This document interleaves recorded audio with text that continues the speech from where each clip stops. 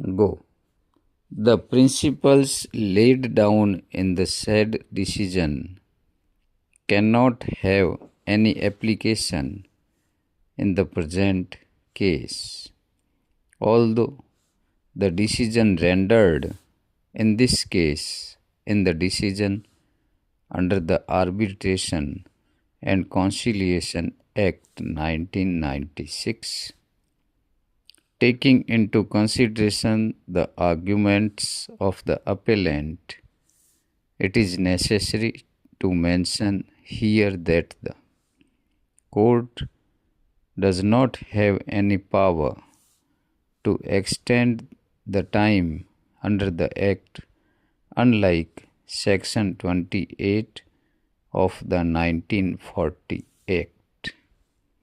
which had such a provision. The court has therefore been denuded of the power to enlarge time for making and publishing an award. It is true that apparently there is no provision under the Act for the court to fix a time limit for the conclusion of an arbitration proceeding. But the court can opt to do so in the exercise of its inherent power on the application of either party, where, however, the arbitration agreement provides the procedure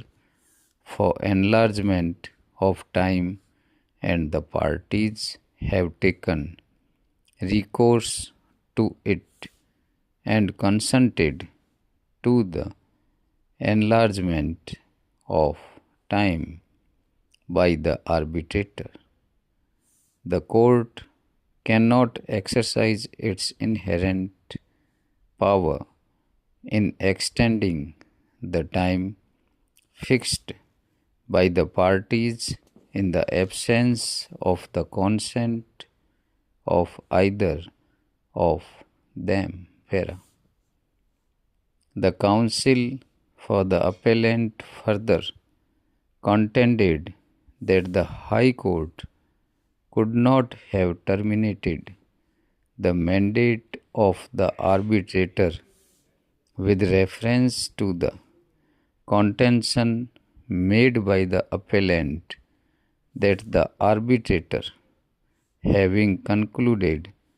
the proceedings, could not be said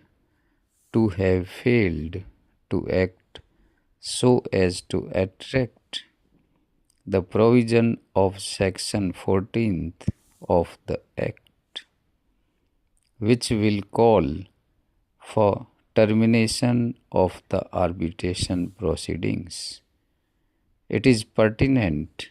to mention here that the arbitrator had not concluded the proceedings as had been agreed to by the parties within the time fixed for doing so. It is an established statement that the said mandate of the arbitrator was terminated only because of the fact that the arbitrator, having failed to conclude his proceedings within time, did not warrant to be continued as an arbitrator in the absence of the consent of both the parties. It is clear that the arbitrator had extended the time provided to it without any concrete reasons whatsoever, and thus his mandate was liable to be terminated. Subsection 1b further states that the mandate of an arbitrator shall also stand to be terminated if he withdraws or the parties agree